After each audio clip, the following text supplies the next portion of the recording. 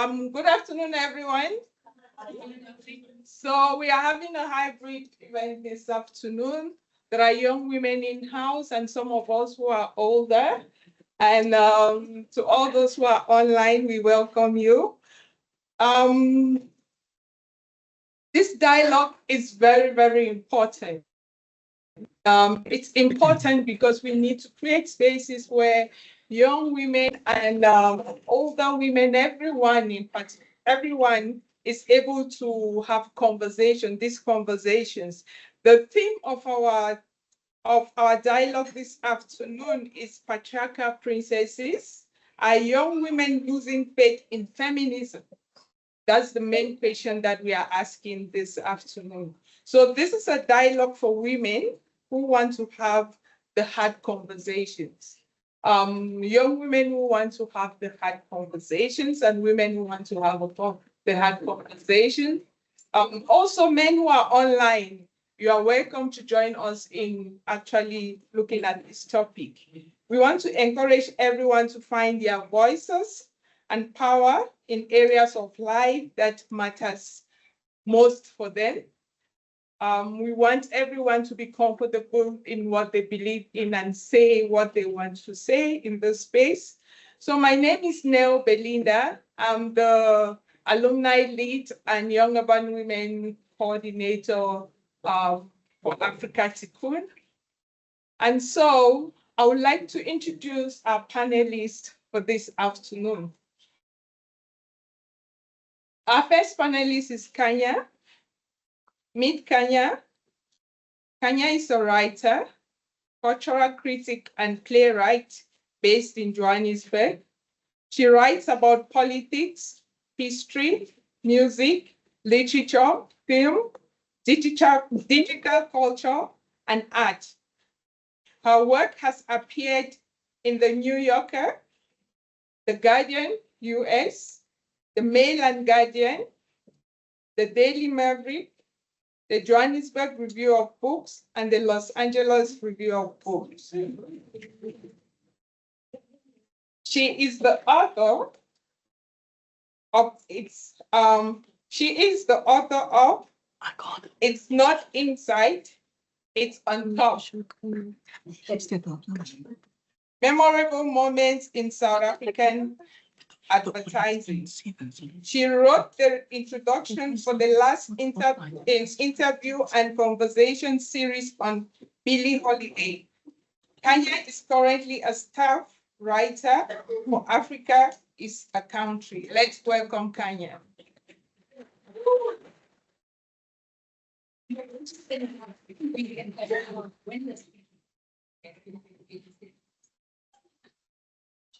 Shakira is a feminist land and housing activist and an activist educator. She's also a 2020 International Visitors Leadership Program alumni and has just completed a postgraduate diploma in land and agrarian studies.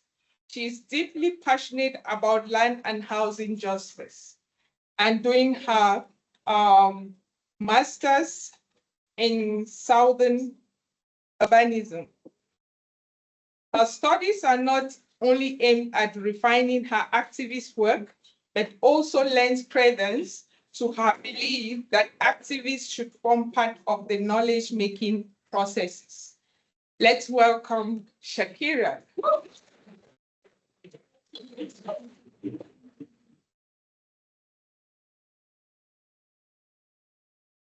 Phinah will be hosting the conversation today and bringing to bear her own identity as a Christian feminist. She is the CEO of Soul City Institute. With over 20 years of experience, Phinah has been instrumental in driving transformative programs, addressing systemic inequalities, and advocating for the rights of women and girls. Under her leadership, Soul City Institute has expanded its impact through innovative campaigns and community engagement initiatives. A dynamic leader and advocate, Phinah is deeply committed to creating a more just and equitable society. Let's welcome Phinah.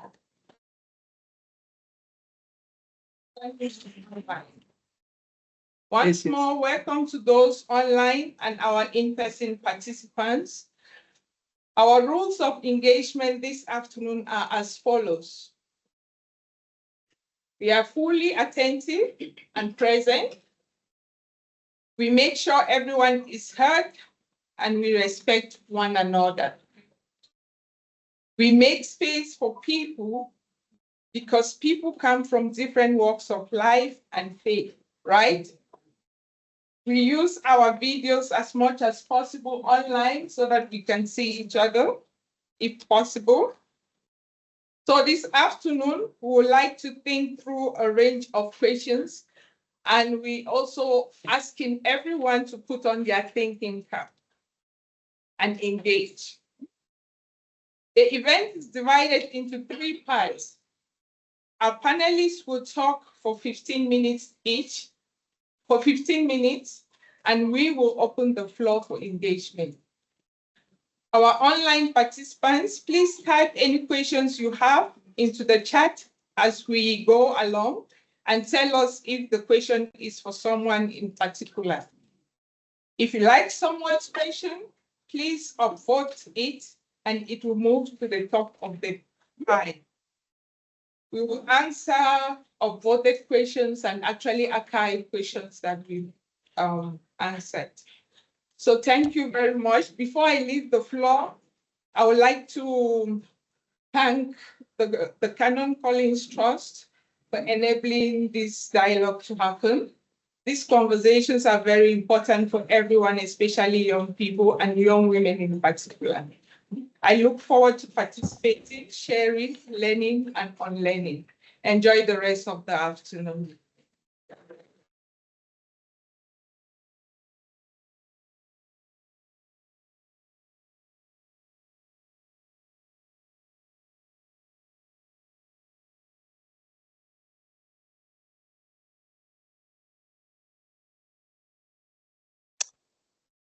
Thank you. Thanks, Phinah. Thank you. Good afternoon, everyone.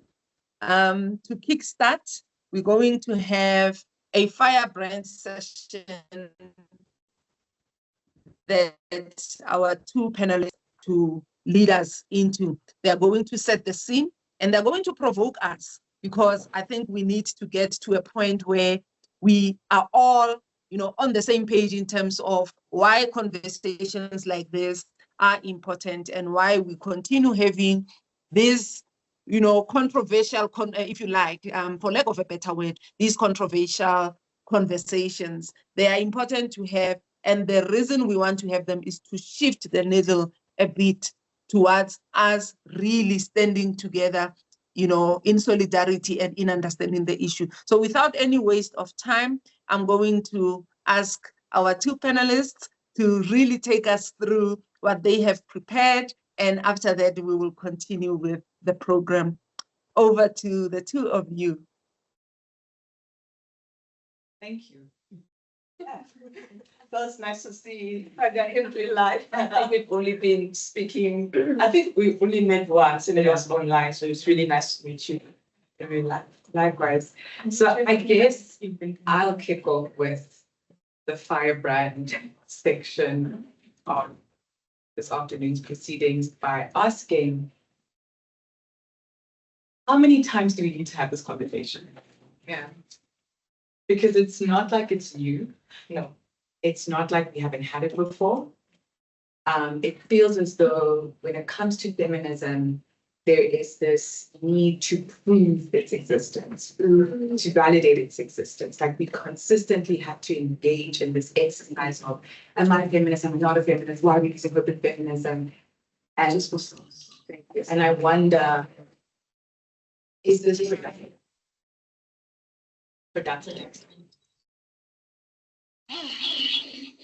Wait.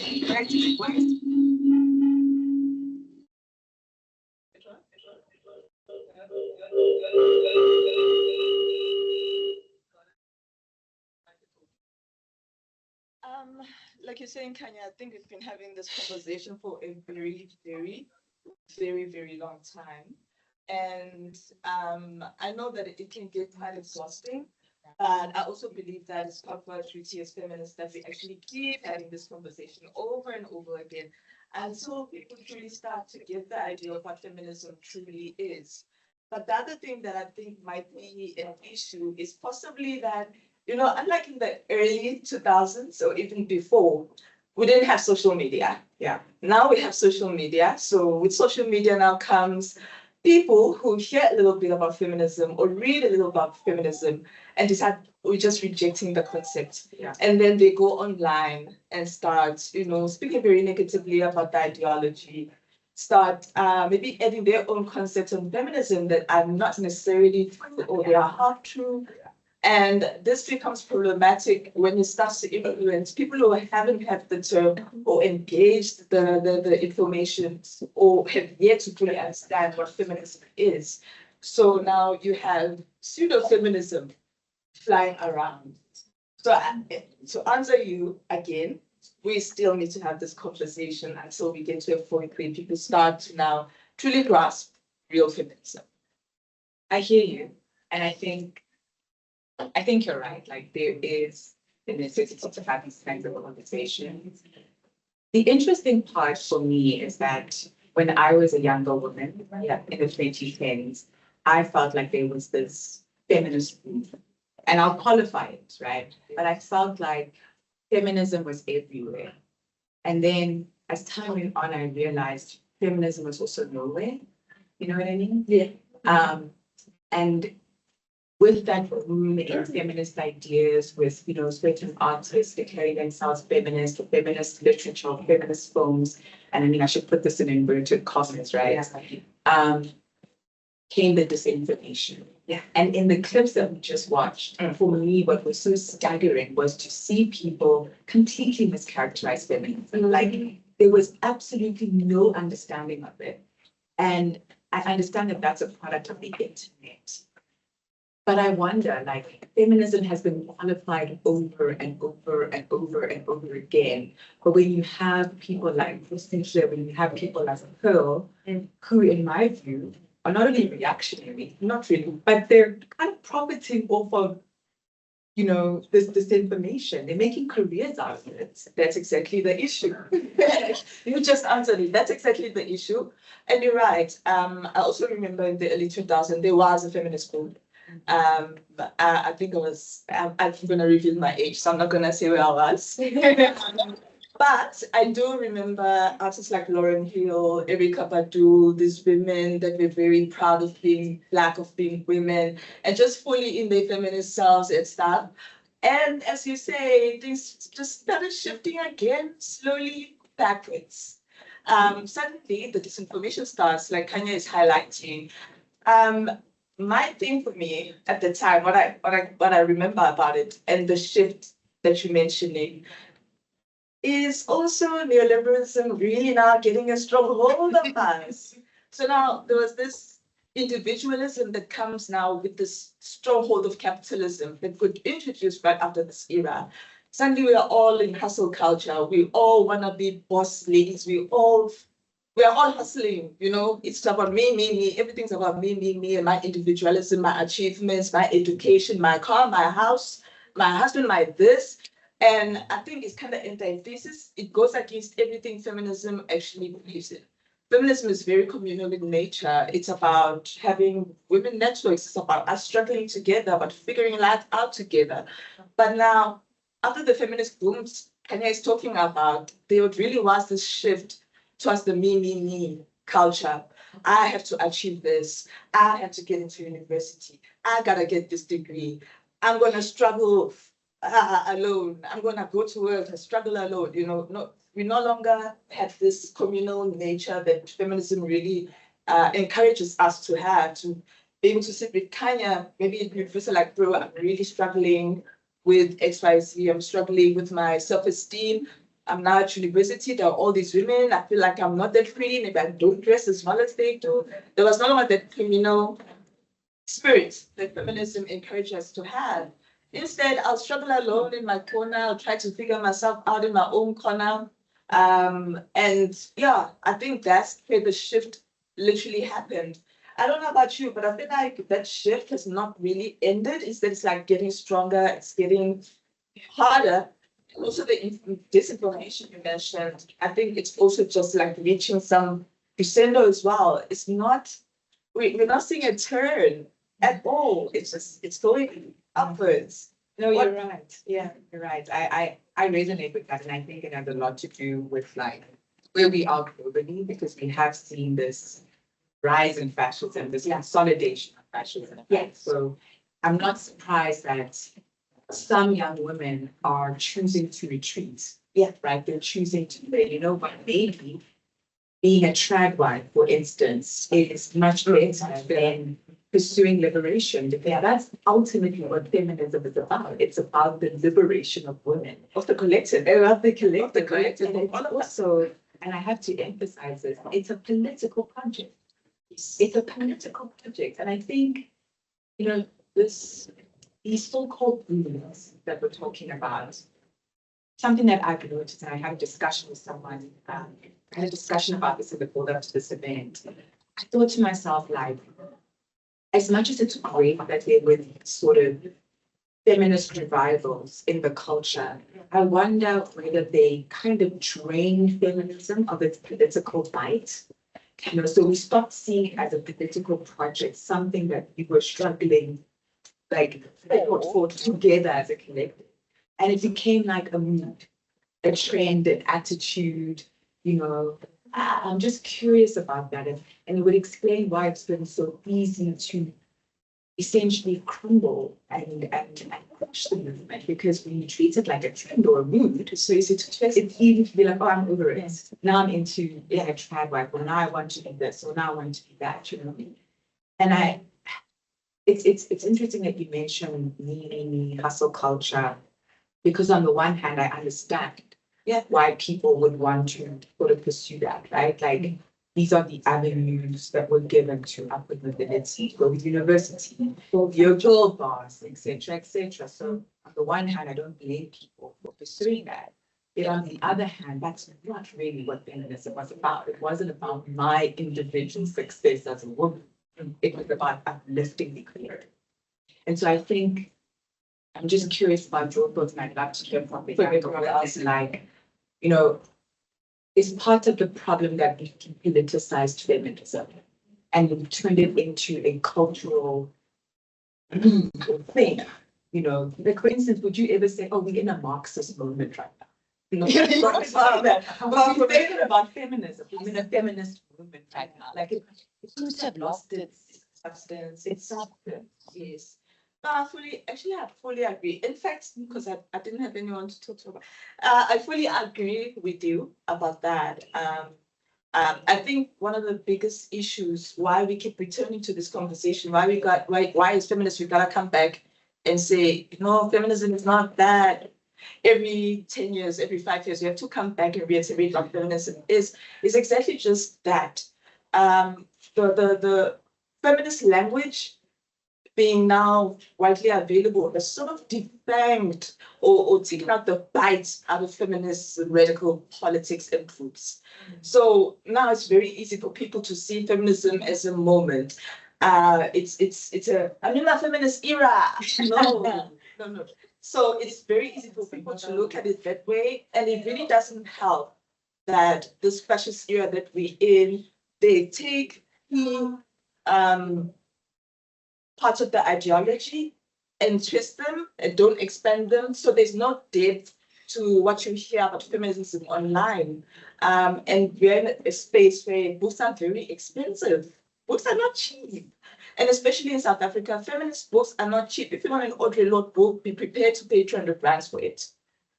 So it's not easy to get even the literature that you need to contextualize or understand the full spectrum of feminism on top of that. But besides that, I wonder personally, how do we move from, as collective, as a feminist collective, our job is to help women get the right to purchase property without a male figure. Yeah. how did we move from, as women, fighting for the right for us of our own bank accounts without my husband, to, you know, I'm a feminist era. Self-care. Skincare routine. Yeah. Here's the thing, like, I can't be a hypocrite. Like, We do that. indulged in that, Of course we right? And I think, I guess, and this is something I've been working through, and in our conversations before this panel, like, I wanted to be clear that this is a lifelong work. At least for me, it is. Like, it's not something that I've gotten figured out and I'm here to tell the young woman how to do it. Absolutely not. But I think there was this effort to make feminism palatable and to make it relevant to potential allies, I believe. So what happened was we didn't want to alienate people with this rhetoric. Yeah. We didn't want to seem like the bra burning feminists of the second wave, And I used to, I don't know if ashamed is the word, but I used to go, I don't want to be that kind of feminist. But those kinds of feminists won us the rights that we have today. You had to be an agitator. You had to be an agitator to take up space as a woman, to assert yourself as a political being. It was necessary, and I think overcoming that, and it's all tied to things that are patriarchy, I want to be a good girl. I don't want to be too intimidating. You can't achieve political liberation being nice. You're going to alienate people. If you challenge power, you're going to rub people up the wrong way. People are not going to be like, oh, that's fine. That's okay. You are going to challenge people. So I think in the efforts to make feminism relevant, I suppose, and to gain allies, as you said, we defined it. And so now it's lost its fight and it's turned into something, it's been trivialized. Yeah. And I do think it's part of this trivialization and how we don't take women seriously. It all goes hand in hand. Like, it's this bargaining that we do with patriarchy. You can't bargain with the patriarchy. You just can't. And that's why, these influencers, they're attempting to bargain with patriarchy. And they're not going to win because Susha, for instance, is now backtracking on TikTok. And she's now like, oh, actually, she's now backtracking. Yeah, because you can't bargain with patriarchy. You can't. Yeah, definitely. You cannot bargain with patriarchy, and not just patriarchy. You cannot bargain with any oppressive systems. There's just no way. If you bargain with them, I promise you, at some point, what they call it, the leopard will bite your face. The leopard will come for your face too, even if you try to. But besides that, I do fully agree with you, and in a way, I also understand, and I don't want people to think this is like a session to bash other women who have different beliefs to us or who want to live a life very different from the feminist one that we live. But at the same time, we have to also be very honest about the backsliding of some of these rights that women fought so hard to gain, especially if you look at the global context. If you look what's happening in the US, we just have to be honest that there is now again a need for us as feminists to maybe try reiterate these things again, for us to try and start talking again about real feminism. Let's try again. Thank you. Thank you to the panelists. Thank you, Khanya and Shakira, for those provoking thoughts around, where we are. We were actually reckoning with where we are at the moment, and looking at the counter arguments that are there in terms of we still need to have conversations. If we are having these conversations, to what end? What is the overall aim of what we want to achieve? And my own thoughts around this is what I believe religion got right, if we call it getting it right, is that you are bombarded with the same message over and over and over again, and it starts shaping, your beliefs, your values, and your behavior. And if we want this generation, right, that is the current generation that was not there with the first, third, fourth waves, you know, for them to understand and for them to see the need to take the baton and run this race that we are all running. We need to say the same things over and over and over and over again until they shape how we behave, how we think, and everything about us. So we can never say we've had enough conversations when it comes to feminism and what we are really standing for. So before we move on with the conversation, maybe let's give one or two people in the room an opportunity to reflect on what came out of your provocation, you know, out of the firebrand, one or two, and really try to keep it short so that we are able to still continue with the conversation. Because I'm not in the room, I might not be able to see hands. I will ask Akona or anyone in the room to help me facilitate. All we want to hear is what are your thoughts on what you've heard right now? Okay, you can use the phone. Okay. Who wants to go first? Yes, Nehwoh. And I think what I've taken from the conversation or the firebrand is that lately we have changed the context of feminism to what I can call a social media trend, and that we treat it as like maybe a trend that it will always pass whenever there's a certain topic to discuss. Like, for example, justice for Tweke. Each and every woman was there participating, but lately it has come to like 3 to 5 women are the ones leading the conversation. So I'd like to see that what I've taken from the conversation is that we have centralized feminism to be a trend that will happen from time to time, and we will move to another topic, or we have rather shifted our focus or shifted the definition of feminism to what we take from social media and make it sort of a content creation in a way. Yeah. Thanks. Thank you. Thank you for that reflection. Next, anyone else? Just hang on. I think Phinah wants to say something. Okay. She's talking, but it's on mute. Otherwise, it's going to shout at us. Yeah, Okay, well, no problem. I'm one of those that are young at heart, not so young. And I think I want to echo Phinah's sentiments to say that not only religion, but also political space, political parties have got that right. The issue of Kabul, you know, because there's this assumption that we sit with, and we expect all these young women to know what feminism. That's why it's so easy for them to get caught up.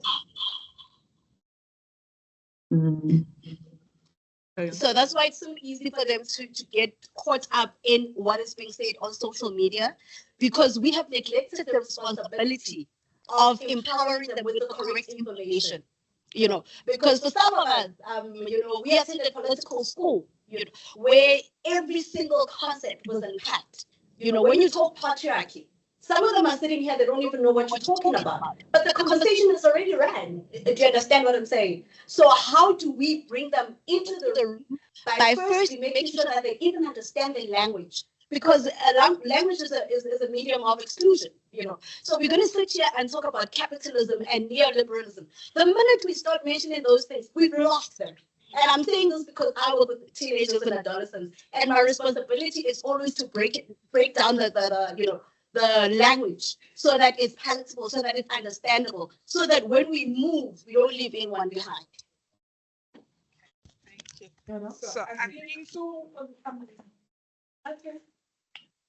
Thank you so much for those reflections. And the job is never done until all women are liberated. And like in the struggle, we saw that even if you fight for people to be liberated, there are those who will collude with the very same system that oppresses them. And so we really need to continue the message. Okay. I see that we are seeing the picture, that we cannot give up. Now is not the time where we say we get tired, and now is not the time where we relax, because we realize that, in fact, the work that lies ahead is far greater for all of us, all the different generations that are still impacted by this patriarchal system. So I want to go back to my panelists, and maybe Shakira, let me start with you, right? And we know we look at with everything that has been said and hearing the reflections in the room, what do we think has become, or is it that feminism has just become an idea, where it's an idea like the girl boss have not been liberatory, or is it the fact that, thread wife appeals and women are bargaining with patriarchy? I think we need to unpack that a bit, because we throw terms around, as Nkeletseng was saying, because I thought I recognized her voice, as she was saying that we use terms, and in using terms, because we're not all scholars, some of us understand what the term means and some get lost with it. And because we get lost with it, we give it our own interpretation. So what is the appeal of the thread wife and our women bargaining with patriarchy from where you are sitting?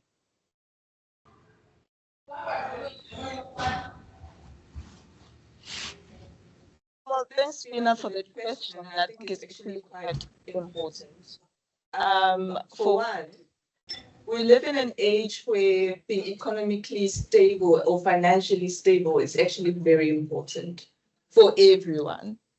So we cannot say that if I'm a feminist, then I don't need to find a job, or I'm only going to focus on that, or what we're basically saying, I think, is that us as the older feminists have kind of neglected the young ones in the process of just trying to survive.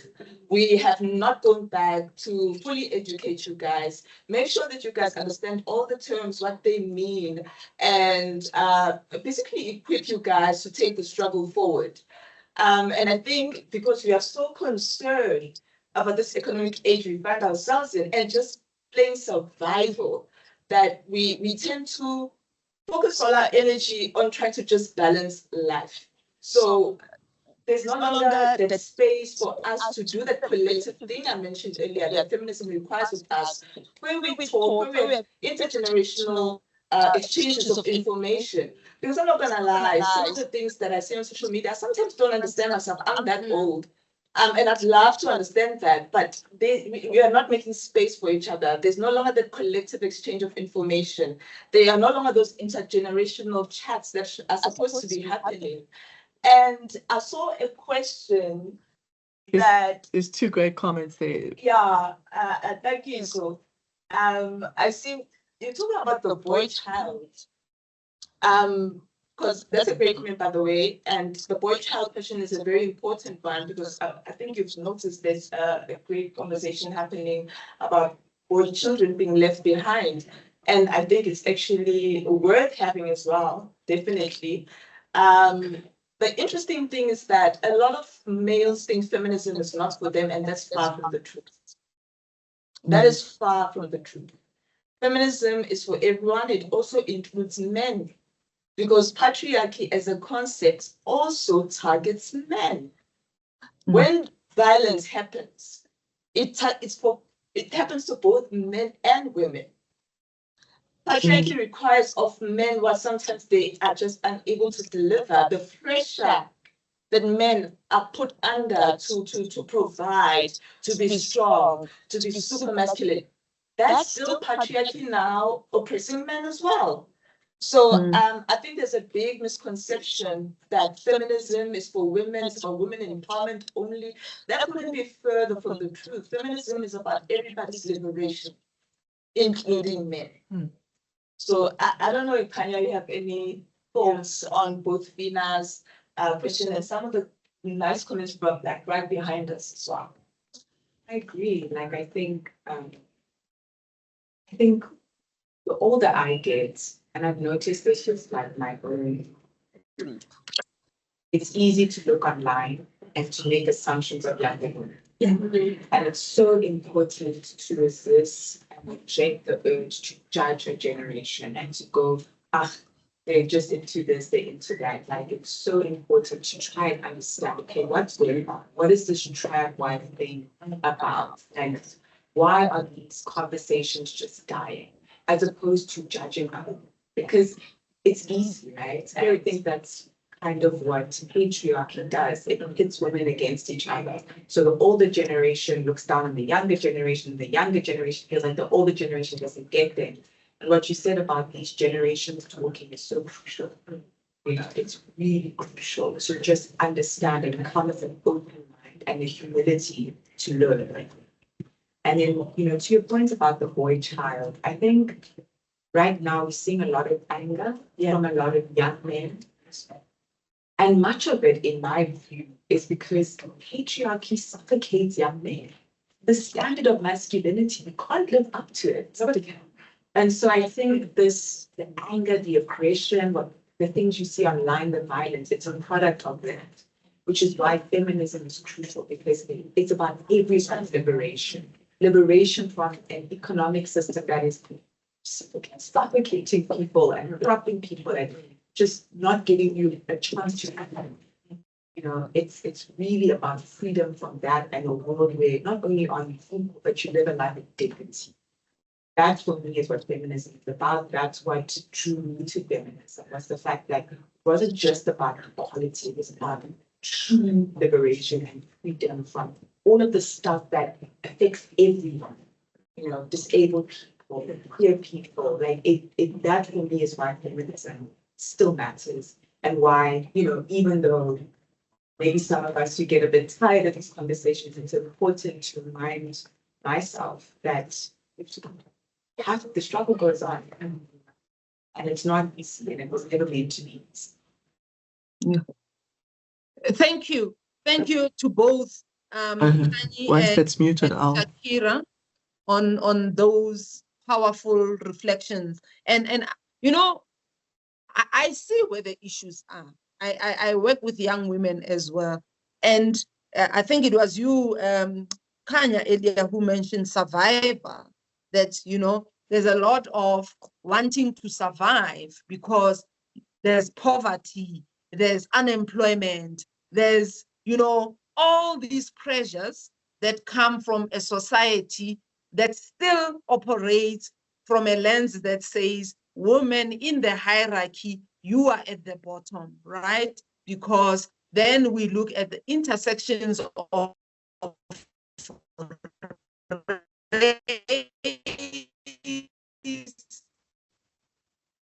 class, you know, because, you know, you will still have other women of other races being much better than you, being treated a bit differently by the very same system that oppresses you, right? So we really need to look at whether or not feminism helps us to address these issues. Do we see it as a solution? Do we still feel strongly like what we saw in the different waves, that when it was time for women to fight for a right to vote, you know, they were united in that and they were able to get that vote, right? When it was time to fight for women to be given opportunities to be employed as well and do work that men were doing, that was something that was a common goal that all of us were working towards, and we were able to see that being achieved. And now we have different issues. Class has divided us. Race has divided us. So if we are women, all of us in the room, we come with different burdens. Someone today doesn't know what they will eat because they come from a home where there's nothing, right? And so even if we speak feminism to them, are we speaking to their issue? What are your thoughts on whether or not, you know, feminism helps us to get to the solutions, or we've lost faith, or these young women that are saying, look, I don't care, whatever, you know, I just need to survive? Is it because we have not positioned feminism in the way that it used to be positioned, where it's a problem solver? What are your thoughts on that? Thank you.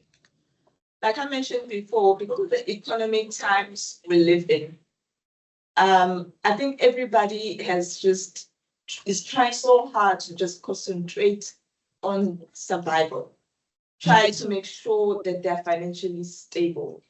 And but also because of capitalism, which is concerns itself about making sure that you accumulate as much finances as possible for your own well-being and maybe the well-being of those you care about, and not necessarily a community or wider people.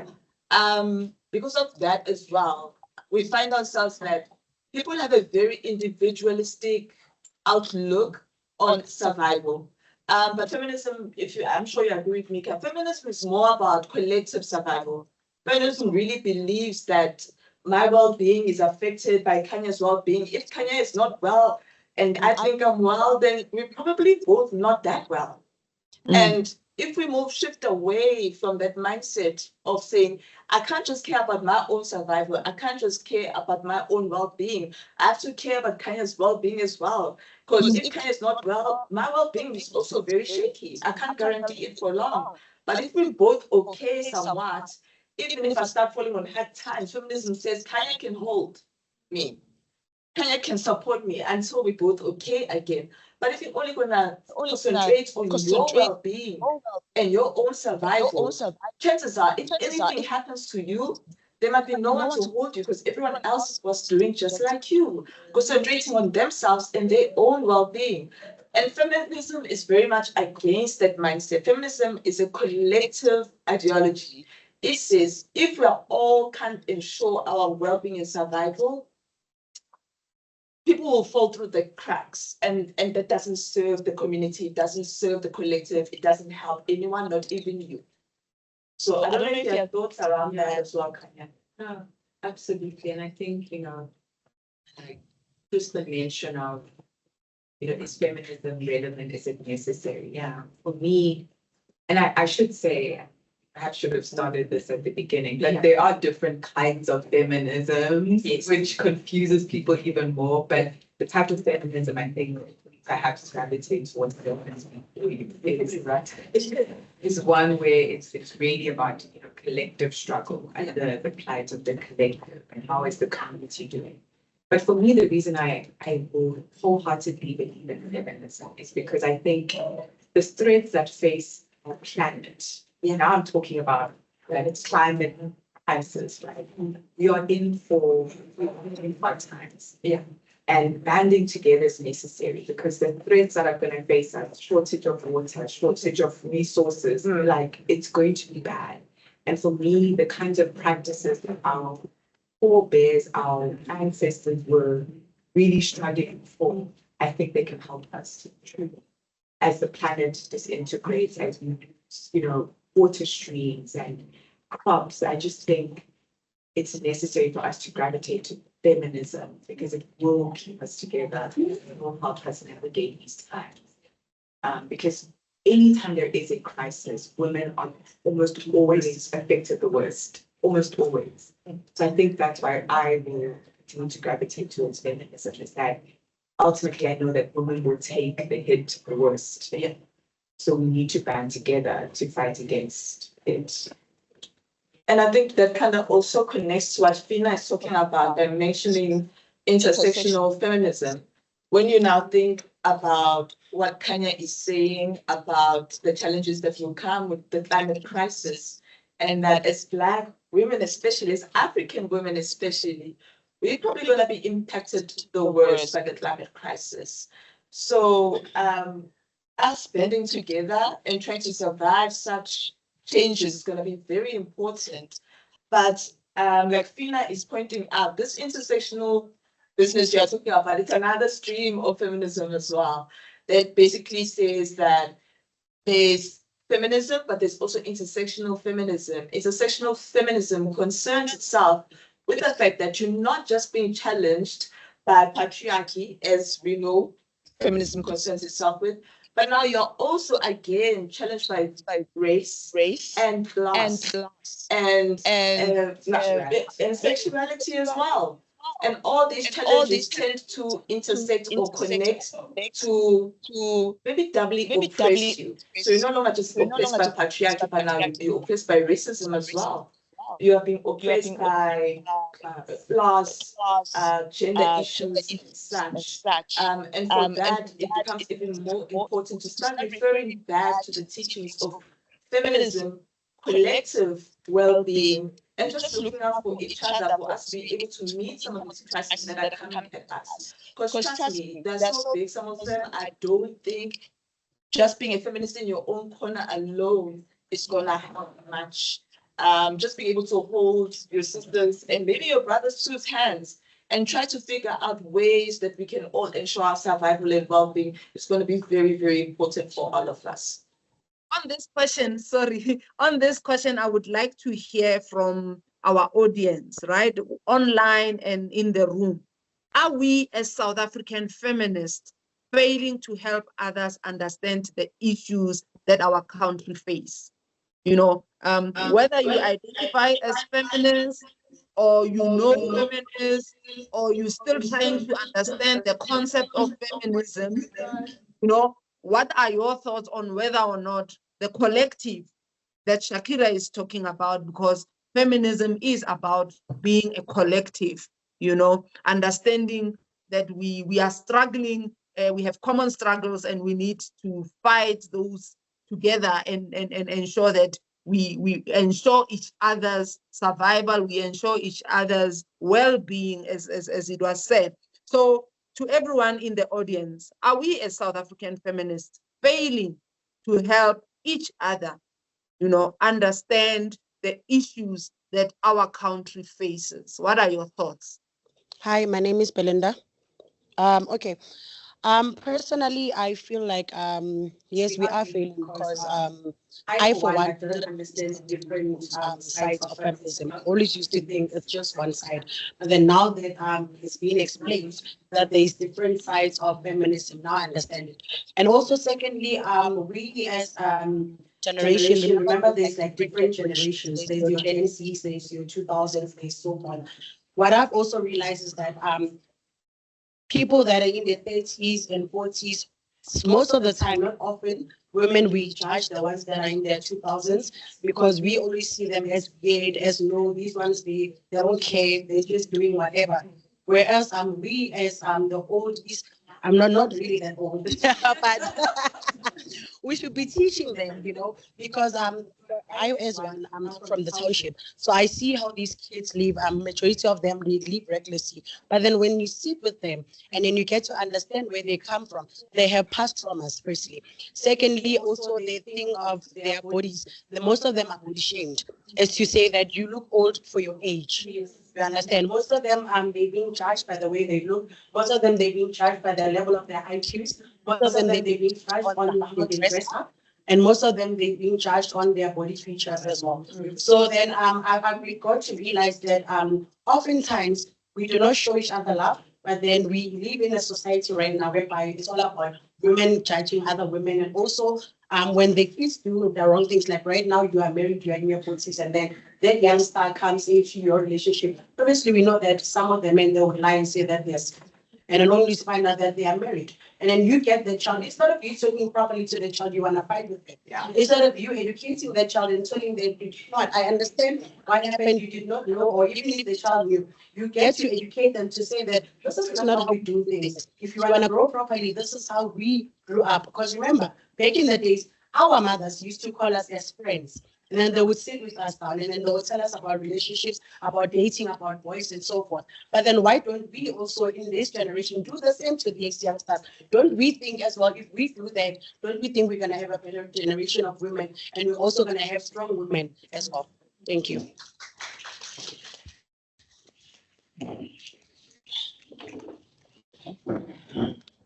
Greetings. My name is Kamohelo. So mine is more like a question. I want to talk about a woman who's been hurt, a woman with scars, a woman who's been raped, a woman who does not have, who has lost faith in herself. How do you bring that into feminism? Now I want to talk about a woman who has lost faith, a woman who does not care at all, a woman who's just lost it. Even the kids, they like she doesn't have love in herself. How do you teach that person to love herself? I want to talk about a woman who's lost in her thoughts, not because of she's been through a lot. As you can see, it's difficult to trust. How do I go and say, my sister, you can trust in me? I want to talk about a woman who's scared to go out there to the world. What could you say that could let her be in the same room as you? Yes, you teach us about feminism, but what about that woman? You know, she's scared. She's scared to go out there because of the pain she has faced. And how do you bring that back to her? Thank you. Thank you. Can I see the hands? So that I can- Let's try the side of the room though. There's a couple of people. Okay. Hi, my name is Karavo. I'm not necessarily answering her. I heard a question from the panel. She asked why she says that she doesn't get where the third wife trend stems from. And I think I have an answer to her question, right? I think it's from the disconnect, like you guys have mentioned, the disconnect between our two generations. And we don't really learn from other women. We learn from the media most of the time. And when you look at movies from like the 2010s, when you'd watch movies about girl bosses and independent women, usually they were patriarchal. They were not really feminist. They hated other women. They had no sympathy to other women. And most of the time, they were portrayed as people who had lost their families. They didn't have anyone that loved them. They didn't have husbands and stuff like that. So young women are scared of that. Most young women that have turned to the third wife trend, they feel like they should turn back to the good old days. Like it's mentioned most of the times in male podcasts, like, oh, in the good old days, women had people that loved them, they had husbands, they had children, and they were worthy of love and respect. Now they're not, because, well, they want to be independent and they want to stay for themselves. So these women, they think that their form of feminism is choosing to love themselves by, well, submitting to patriarchy, right? Because the third wife, being a third wife is not really, it's not liberal, is that the word? Yes, you're not very liberal as a third wife because you're not financially independent and you don't have much say about your life, right? Yes. So I think they turned to that because they wanted love. They wanted a sense of to feel a sense of love because it's what we've been bombarded with. Like, no one is going to love you if you're independent. No one is going to care about you. At the end of the day, it's just going to be you and your money. I think that's where the trend stems from. Thank you.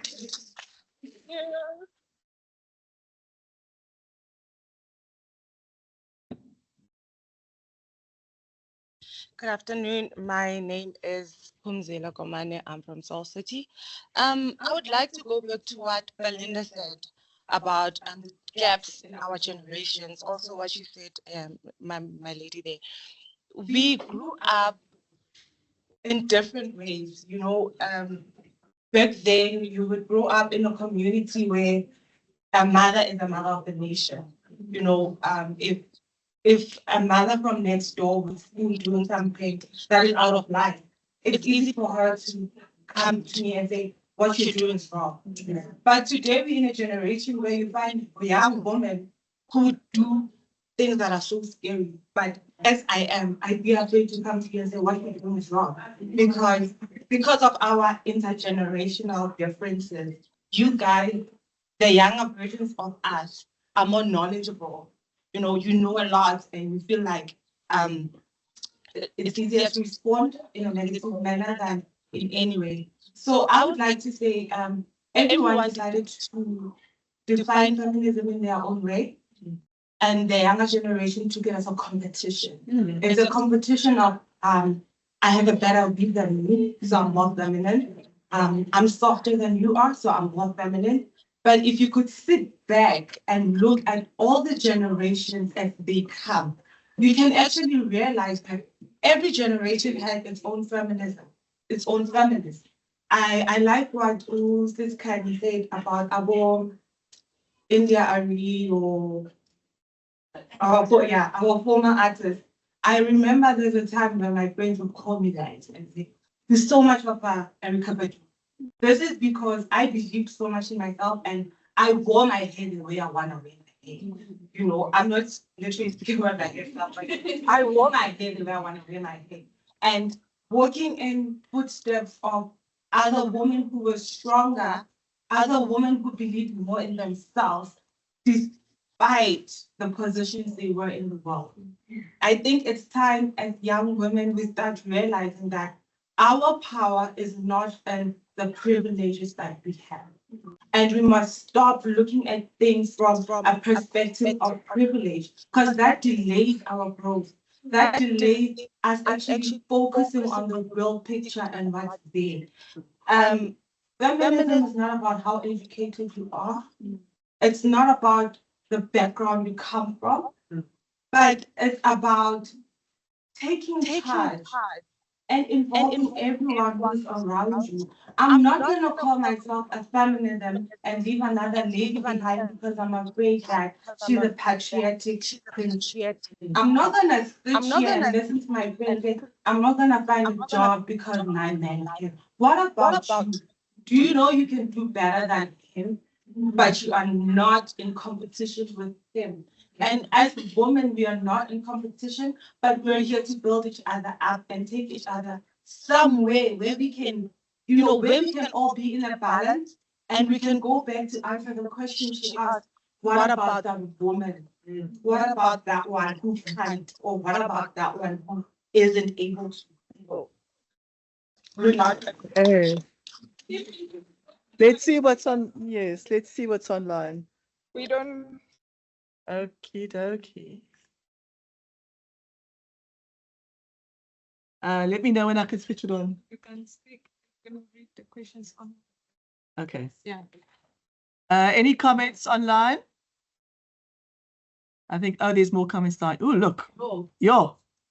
Should I read it out loud? Yes. Thank you for sharing this perspective. It's such an important point. Indeed, the root of many of the tensions we see, especially among women, stems from widespread misconceptions about what feminism truly stands for. Feminism at its core advocates for the social, political, and economic equality of all genders. It is not anti-marriage, anti-family, or anti-men. Rather, it's about choosing freedom and dismantling the systems that limit individuals based on outdated gender roles. Sadly, some married women, often due, oh, I'm losing my place, to social conditioning or misinformation, may view feminism through a distorted lens, believing it to be the reason for others' singleness or independence, rather than recognizing it as a movement for empowerment. This leads to harmful judgments and unnecessary division among women, when in fact we should be building each other up.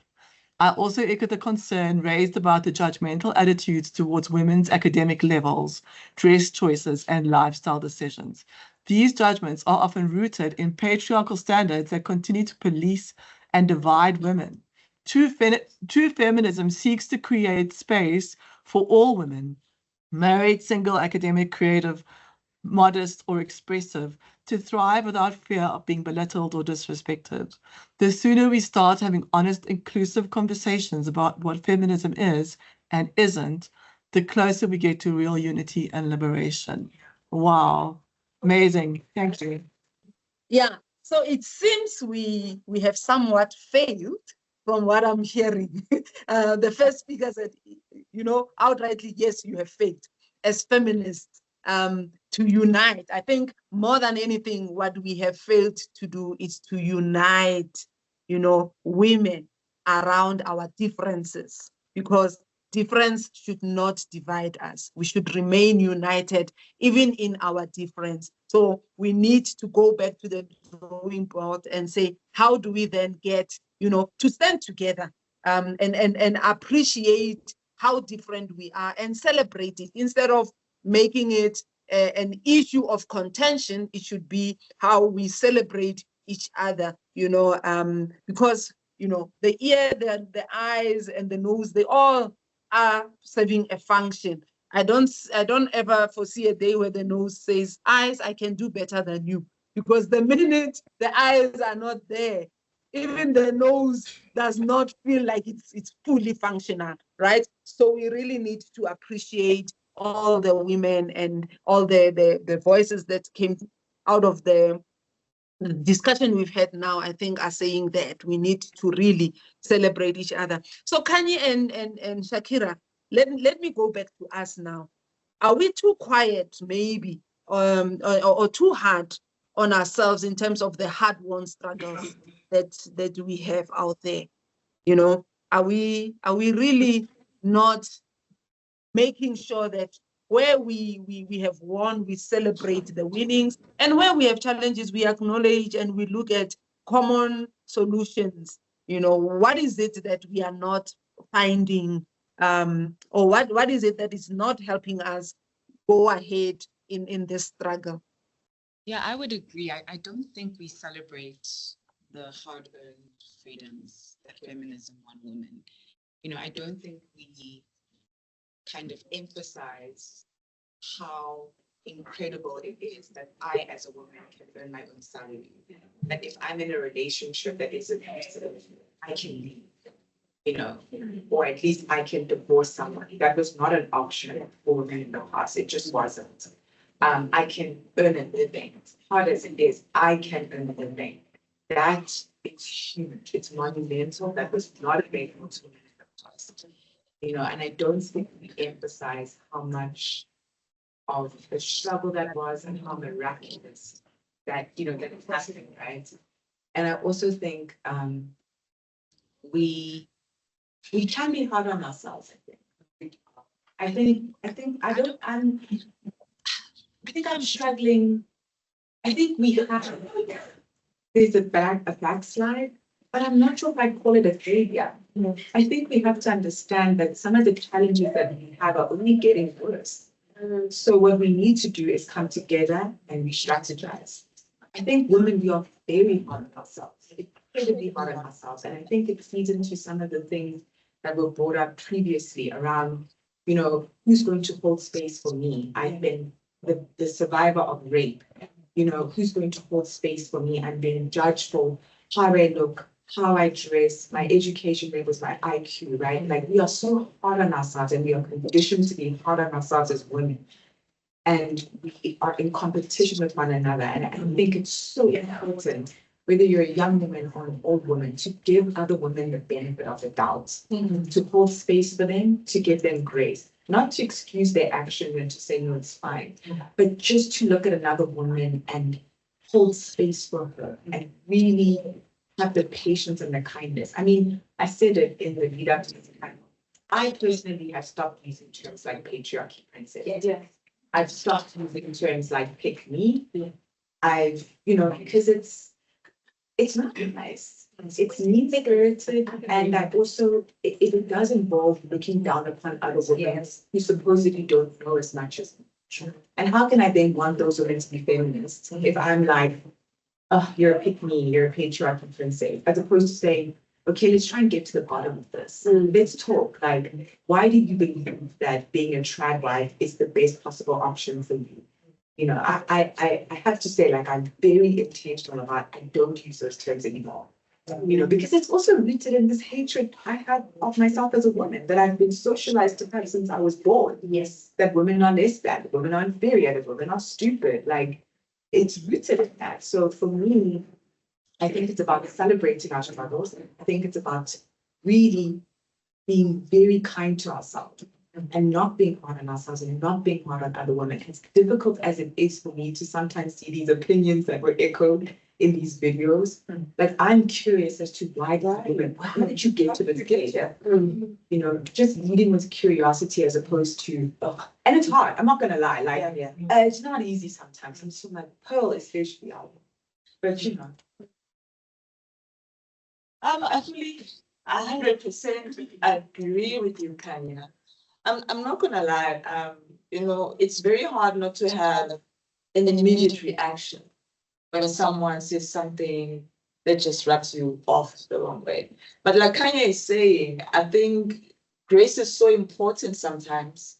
You know, you can have the reaction, but I think the bigger thing is for you to be able to bring yourself back to yourself and say, wait a minute.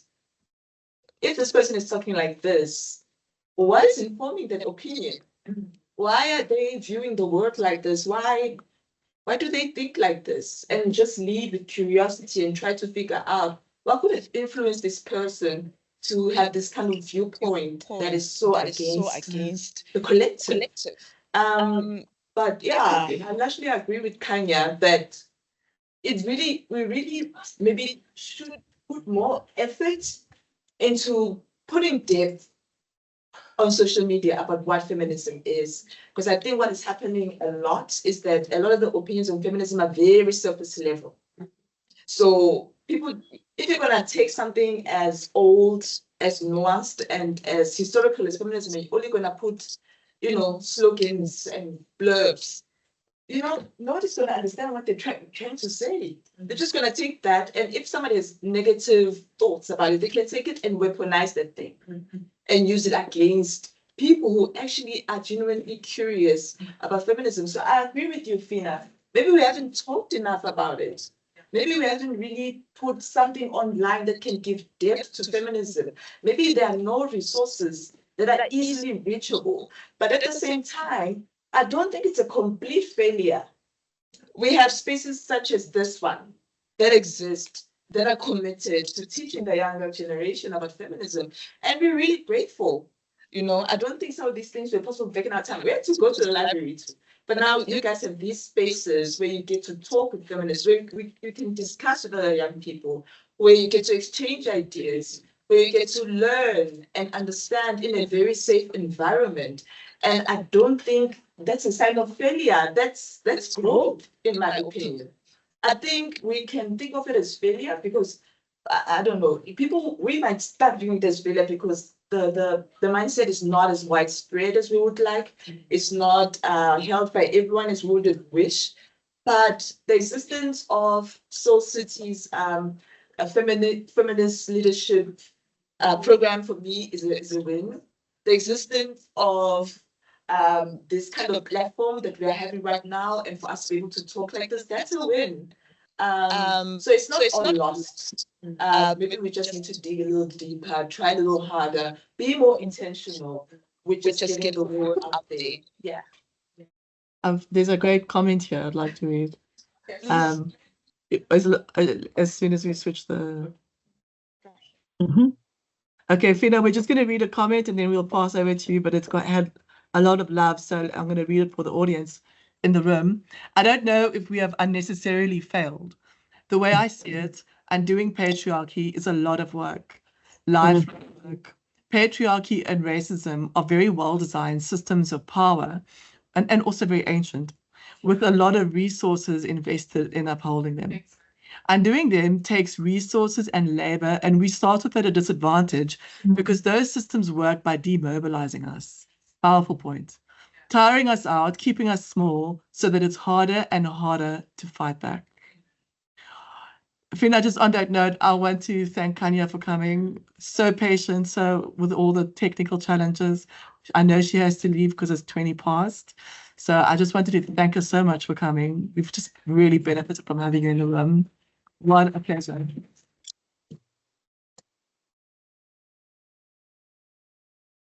Thank you so much, Khanya. And I think as you leave the stage, for me, the biggest win is when we start removing the labels.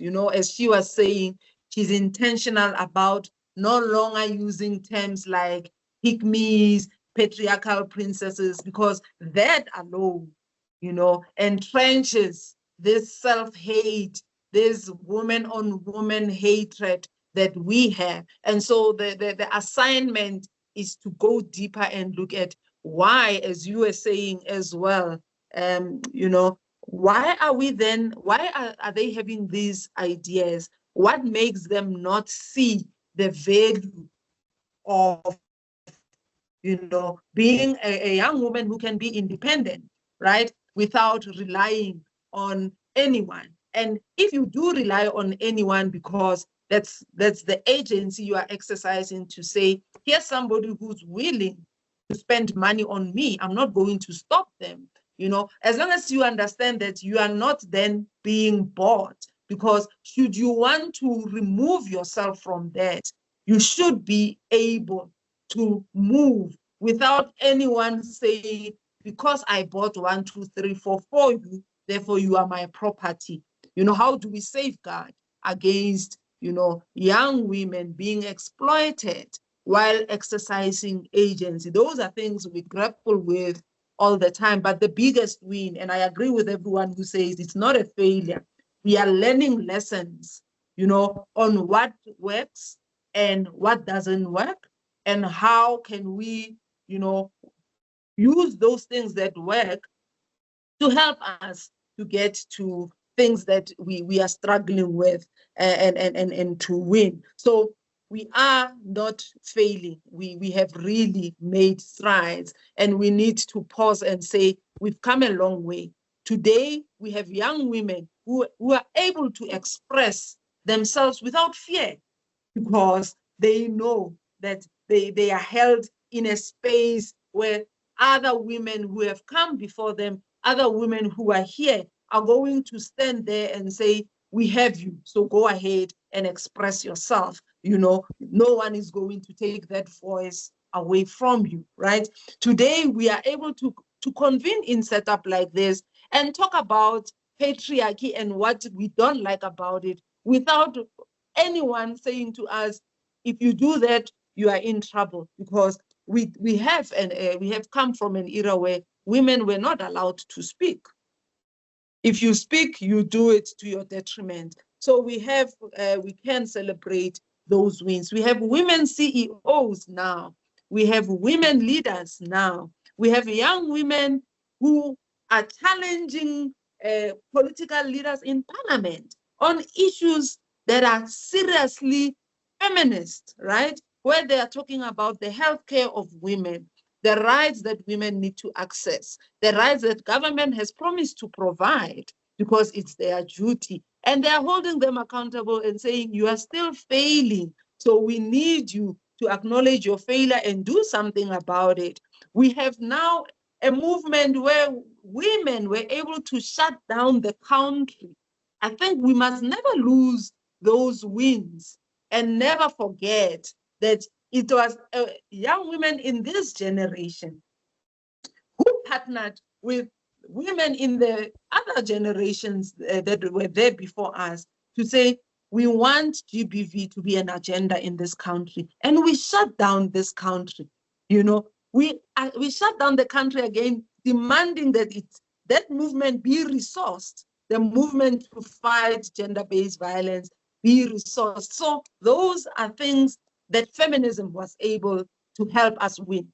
And if we forget that, if we don't go back and say we have done well, we will always look at what is not working and look down on ourselves and feel like we have failed. So I think it's a moment of celebrating that, we have actually really done well. I want us to continue with the conversation, as we open up again to the audience that are in the room to engage with us in terms of, should we be the ones responding to women who affirm patriarchy?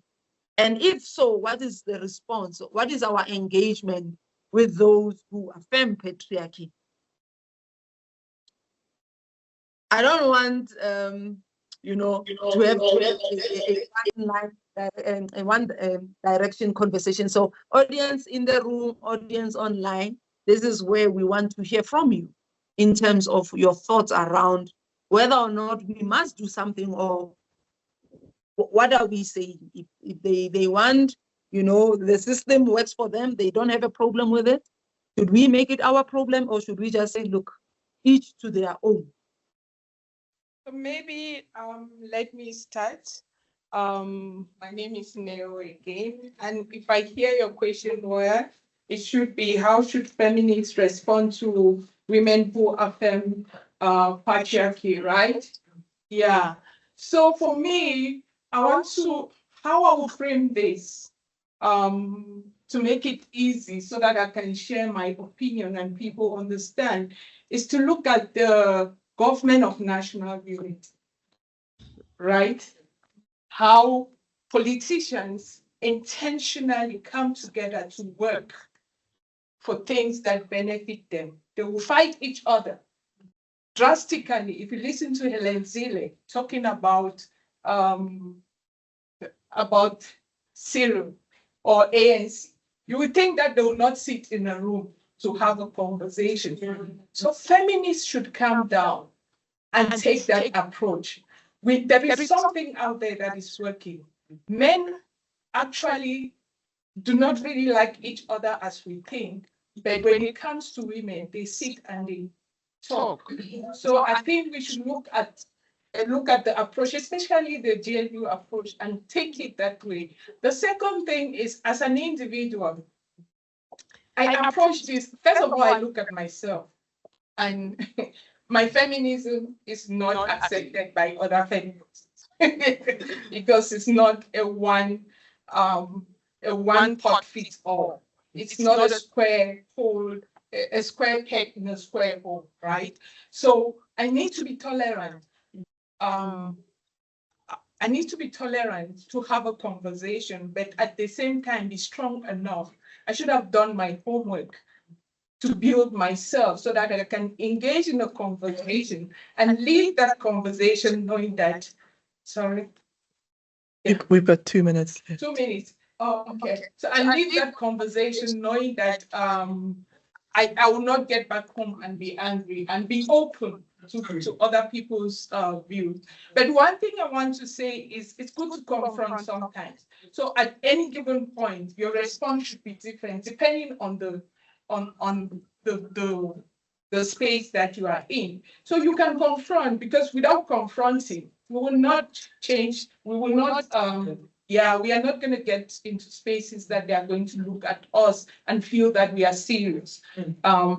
But again, for young women, when you are confronting those that you know that you need to confront, for young women, we know that they are growing and they are coming at different levels.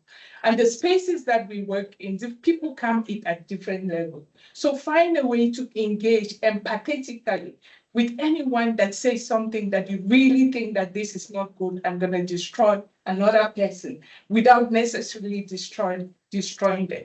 So at any given point, it is upon us. Check from the individual before you transfer to the next person. But the last thing before I hand over, I like this saying by St. Francis of Assisi, a quote that says, preach the gospel, if necessary, use words. Because our grandparents were feminists. They never knew the word feminism. It's because they preached the gospel the way they lived their lives. And we could learn from that. So thank you. I realize, and therefore I'm going to hand over to you to close us out in terms of what is the next session about, where are we meeting next, and to thank everyone who participated in this conversation. And like we said, the conversation must continue, and today is not the end. We really need to have these conversations until we have seen the shifts. Okay, so let me just take you to the next event, and this is just a way of letting you guys know that our final dialogue of the three is called Purity Politics or Just Power Averse. It's at the end of May 30, 3 o'clock. It's completely online with Kwezilomso Mbandazayo, Prof. Cecilia Nziwe from Rhodes, and Dr. Marian Stevens as well. So guys, we look forward to it. We'll send you the link when we follow up on this email. But thank you guys for coming. We had an amazing time, and we will put this make this recording available on our website and on social media. Thanks very much. Bye-bye.